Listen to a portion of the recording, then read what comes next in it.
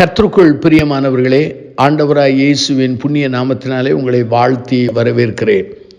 யோபின் புத்தகம் 14ஆம் அதிகாரம் 1-10 வாக்கியங்களை கவனமாக வாசித்து பாருங்கள். அநேக மரண செய்திகளை கேட்டு நம்முடைய உள்ளமெல்லாம் துவண்டு போய்விடுகிறது. குடும்பங்கள் வட்டத்திலே, நண்பர்கள் வட்டத்திலே, விசுவாசிகள் வட்டத்திலே, ஏன் ஊழியக்காரர்கள் மத்தியிலும் கூட அநேக துக்க செய்திகளை நாம் கேட்டு வருகிறோம். மனித வாழ்க்கையானது மிக குறுகியது என்பதை நாம் புரிந்து கொள்ள முடிகிறது. யோபின் புத்தகம் 14ஆம் அதிகாரம் 1-10 வரை வாசித்தால், அந்த 14ஆம் அதிகாரத்திலே 1 சொல்கிறது, ஸ்திரீனிடத்தில் பிறந்த மனுஷன் வாழ்நாள் குறுகியவனும் சஞ்சலம் நிறைந்தவனாய் இருக்கிறான் என்று சொல்லப்படுகிறது. முதலாவதாக நாம் கற்றுக்கொள்ள வேண்டிய ஒரு பாடம் என்ன? Life is short. நம்முடைய மனித வாழ்க்கை குறுகியது. மனிதன் பிறக்கிறான், ஆனால் என்றைக்கு மடிகிறான் என்று நமக்கோ எவருக்கு தெரியாது. அது ஆண்டவருக்கு ஒருவருக்கே தெரியும். ஆகவேதான் யோபின் புஸ்தகத்திலே நாம் வேதத்திலே வாசிக்கிறோம், மனித வாழ்நாள் குறுகியது என்று சொல்லப்படுகிறது.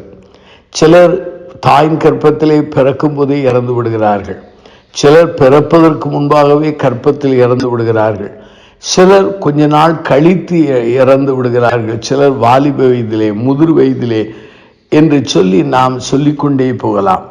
எப்படியாய் பார்த்தாலும் நம்முடைய மனித வாழ்நாள் குறுகியது. இதை புரிந்து கொள்ள வேண்டும். இந்த குறுகிய நாளிலே நாம் ஆண்டவரை அறிந்து கொள்ள வேண்டும், அவரை ஏற்றுக்கொள்ள வேண்டும், அவருக்காக வாழ வேண்டும், அவருக்காக உழைக்க வேண்டும். கூடுமான பரிந்தும் மனசாட்சியோடு, தேவ பயத்தோடு மற்றவர்களுக்கு நன்மை செய்யக்கூடிய நிலையிலே வாழ வேண்டும். ஆனால் மனிதர்கள் தாங்களுடைய வாழ்நாள் குறுகினது என்று அறிந்தாலும் அநேகர் வானத்துக்கு பூமிக்கும் பெருவினால் குதித்து வாழுகிறதை நாம் கண்டிருக்கிறோம். ஆகவே முதல் குறிப்பு என்ன? Life is short. மனித வாழ்நாள் குறுகியது. இரண்டாவதாக, அதே யோபின் புஸ்தகம் 14ஆம் அதிகாரத்தை நீங்கள் முதல் வாக்கியத்தை பாருங்கள். சஞ்சல நிறைந்தவனாயிருக்கிறான். ஃபுல் ஆஃப் ட்ரபிள் என்று சொல்லலாம். மனித வாழ்க்கையிலே சஞ்சலங்கள், மகிழ்ச்சிகள் எல்லாமே மாறி மாறி வருகிறது. ஆனால் பலருடைய வாழ்க்கையிலே முழுமையாக சஞ்சலம் நிறைந்தவர்களாக இருக்கிறார்கள். நன்மை எதுவுமே, அற்புதம் எதுவுமே அனுபவிக்காத அநேக மக்களை நான் பார்த்திருக்கிறேன்.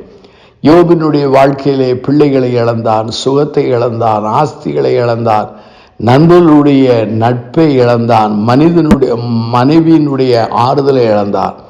அவன் வாழ்க்கை முழுவதுமே சஞ்சலம் நிறைந்ததாக இருக்கிறது. இந்த செய்தியை கேட்டுக்கொண்டிருக்கிற சகோதர சகோதரிகளே, உங்களுடைய மனித வாழ்க்கையை குறுகினது என்றும் சஞ்சலம் நிறைந்தது என்பதையும் இந்த வசனத்தின் ஊடாக நாம் கற்றுக்கொள்ளலாம். ஆனால் அதே சமயத்தில் யோபின் புஸ்தகம் 14ஆம் அதிகாரத்திலே 7-8 நான் வாசிக்கிறேன். 7, 8, 9 வாசிக்கிறேன். ஒரு மரத்தை குறித்தாவது நம்பிக்கை உண்டு, அது வெட்டி போடப்பட்டாலும் திரும்ப தழைக்கும், அதன் இலை கிளைகள் துளிர்க்கும், அதன் வேர் தரையிலே பழையதாகி அதன் அடிகட்டை மண்ணிலே செத்தாலும் தண்ணீரின் வாசனையினால் அது துளிர்த்து இளம் மரம் போல கிளைவிடும். மனுஷனோ என்றால் செத்த பின் ஒளிந்து போகிறான், மனுபுத்திரன் ஜீவித்து போன பின்பு அவன் எங்கே என்று சொல்லப்படுகிறது. ஆனால் நம்முடைய வாழ்க்கையிலே ஒரு பெரிய நம்பிக்கை இருக்கிறது. இந்த யோபினுடைய புஸ்தகத்தை வாசிக்கும் பொழுது அங்கே நம்பிக்கை, மனிதன் இறந்த பிற்பாடு நம்பிக்கை இல்லாமல் போகிறதை குறித்து அங்கே எழுதப்பட்டிருக்கிறது. ஆனால் கொரிந்திய நிருபத்தை எடுத்துக்கொள்ளுங்கள். 2 கொரிந்திய புஸ்தகத்திலே நீங்கள் 7 நீங்கள் 10 வாக்கியங்களை வாசித்து பாருங்கள். இதிலே அப்போஸ்தலனாகிய பவுல் சொல்கிறார், இந்த தேகத்தில் குடியிருக்கையில் கர்த்தரிடத்தில் குடியே இராதவர்களாக இருக்கிறோம் என்று அறிந்தும் எப்போதும் தைரியமாய் இருக்கிறோம். நாம் தைரியமாகவே இருந்து இந்த தேகத்தை விட்டு குடி போகவும் கர்த்தரிடத்தில் குடியிருக்கவும் அதிகமாய் விரும்புகிறோம். அதிநிமித்தமே நாம் சரீரத்தில் குடியிருந்தாலும் குடியிராமல் போனாலும் அவருக்கு பிரியமானவர்களாய் இருக்க நாம் நாடுகிறோம். ஏனென்றால் சரீரத்தில் அவனவன் செய்த நன்மைக்காவது தீமைக்காவது தக்க பலனை அடையும்படிக்கு நாம் எல்லாரும் கிறிஸ்துவின் நியாயசனத்திற்கு முன்பாக வெளிப்பட வேண்டும். இந்த வசனங்களை வாசிக்கும் பொழுது, but there is hope through Jesus Christ, நம்முடைய ஆண்டவராய் இயேசு கிறிஸ்துவானுடைய அவருடைய மரணத்தினாலும் அவருடைய உயிர்த்தெழுதலினாலும் அவருடைய நாமத்தினாலும் நம்முடைய வாழ்க்கையிலே நம்பிக்கை இருக்கிறது. அங்கே யோபின் புஸ்தகத்தை வாசித்தோம். அங்கே மரத்துக்கு நம்பிக்கை உண்டு, மனிதனுக்கு நம்பிக்கை இல்லை என்று அங்கு யோபு 14ஆம் அதிகாரத்திலே நாம் சிந்தித்தோம். ஆனால் இங்கு சொல்லப்படுகிறது, கிறிஸ்துவின் மூலமாகத்தான் நமக்கு நம்பிக்கை வருகிறது.